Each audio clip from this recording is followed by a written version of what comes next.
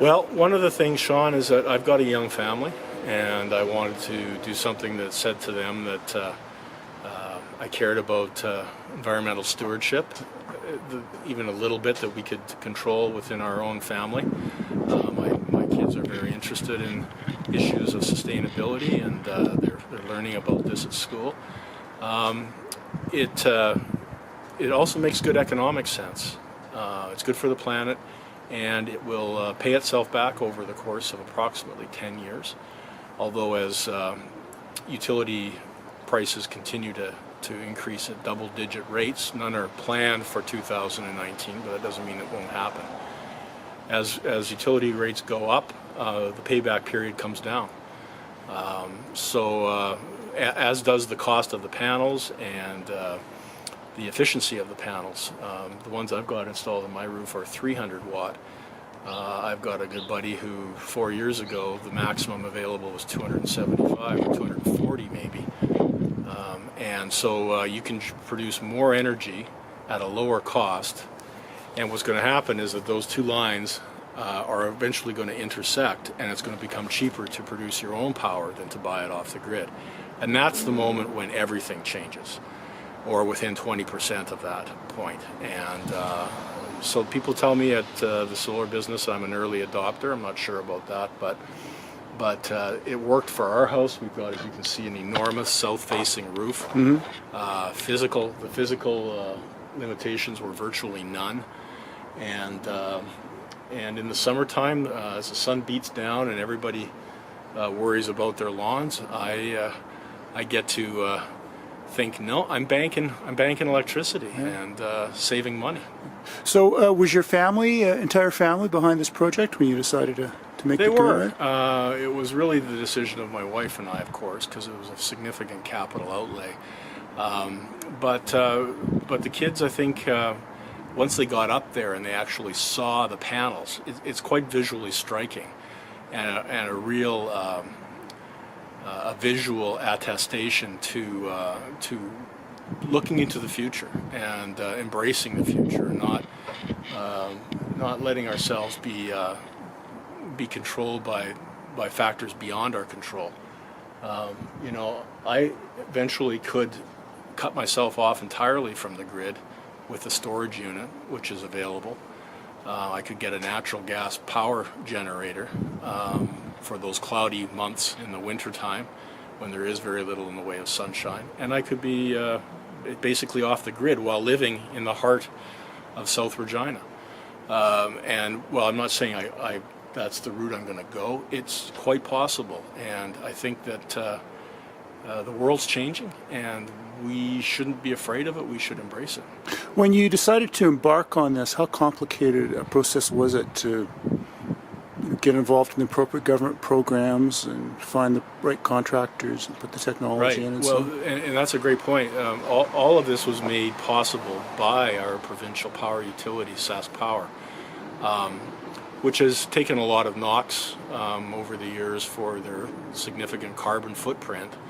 Essentially, it's the grid is the base power for our grid is supplied by coal-fired power plants in the southernmost part of the province.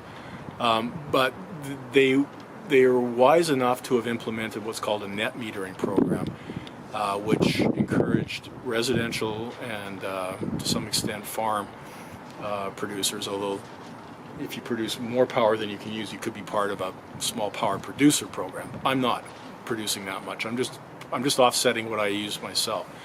So once I was aware of that program, and it's online, and I was able to read through it, I really, all I did was pick up the phone, call a provider, said, can you give me a quote? And the quote included all the necessary applications and contracts, and there's a ton of them. I was overwhelmed by the amount. I probably wouldn't have had the time to do it all myself. They made it simple, and any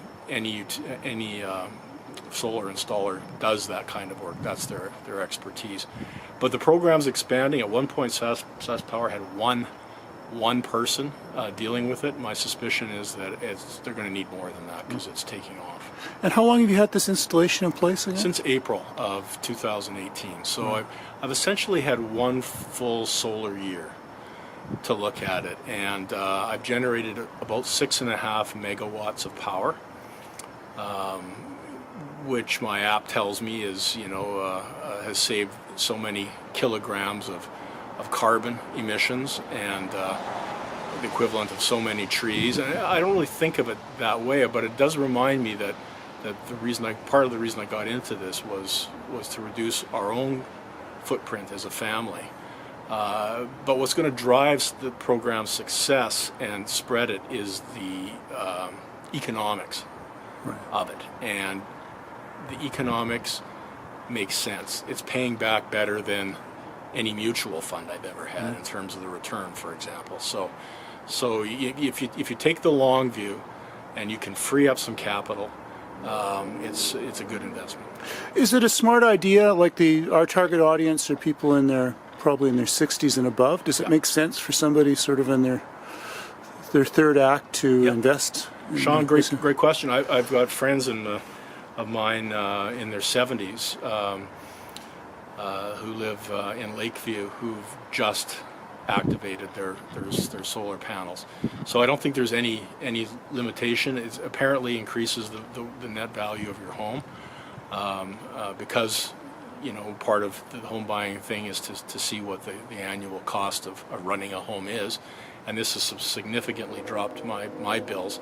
So to that extent, it's kind of an evergreen kind of initiative. It will last 30 years. With these panels are rated for 30 years of I won't be living here in 30 years, I'm pretty sure, but the next owners will. And it's a chunk of money. For me, it was worked out to about $1,000 per panel installed, and the installation, of course, and the engineering and the paperwork is a significant part of that. The actual cost of the panels, I couldn't tell you what they're worth, but they're coming down. What do you think the average person living in Western Canada with an average size house would expect to spend to match a project like this? This is a 7.5 kilowatt array. So on a bright June day at about 1:30 in the afternoon, I'm producing enough power to light 75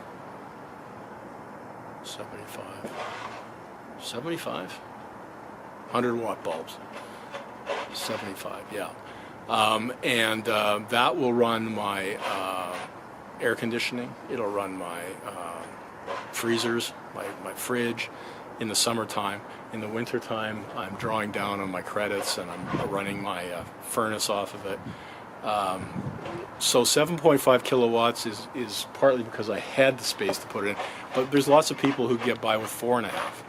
If it's just a couple living in a relatively energy efficient house, that might be enough. So that could be a $10,000-$12,000 installation. That's not bad. Can't buy a new car for that. No, exactly. And right now, if you live in this province, and I don't know what the status is of other provinces, you get 20% of that back on the all-in cost of including labor, of your project. And that is an incentive, of course, to help this utility, achieve its green objectives, as modest as they are. Right. I just want to be clear. So over the last 7-8 months, how has your, look at it in its entirety, how has your solar production of electricity matched your overall consumption? It's matched it basically even. So I'm producing or over the solar year, because you can't look at December's figures. This month I'm taking far more from the grid than I'm putting back in. But in June, July, August, it was the opposite. Right. I was probably powering my MP's air conditioner and his neighbor's oven in the condo tower across the street. My air conditioning a little bit. Yeah. Possibly. I was told by the installers that the energy was used before it even left the neighborhood, because it's going back into the grid, and the nature of it is that it's right. And the future, and this is a little bit off topic, but the future probably will be clusters of small power producers like me networked together possibly with batteries, sometimes not, who are governed by a distribution system that's controlled by the utility. That's not off topic at all. It's going to be my next question. What do you see as the future? First of all, for your family with this technology, and then society. I see for our family, I see an electric car in the future. The technology there is changing at a breathtaking rate. The battery technologies are for the first time. There's mass-produced vehicles with a range of over 200 miles that are under $40,000. That's an amazing accomplishment. So that puts us squarely into, I can't drive it to Vancouver on one charge. I get that. But yes, it will work in this climate. And there might be a week in January when, you want to keep it in a heated garage overnight. But right now, it's +2 in December. There's no problem operating an electric vehicle in this weather, and it doesn't cost me anything to operate. Okay, lastly, what's your message to other CBC retirees reading this and thinking about it? What should they do? Well, CBC people, I think, by their very nature, are early adopters, and they're really interested in technology, a little bit in gadgetry, DIY, and this is all of that. And it's just a lot of fun to keep track of your consumption and your generation. And if anything, it draws attention to how much power you're using. Our power consumption's gone down. We're better at turning off the lights now that we're generating our own power than we ever were when we were just taking it off the grid, which sounds sort of counterintuitive, but our awareness of the value, of the real value of electricity is much higher than it has been.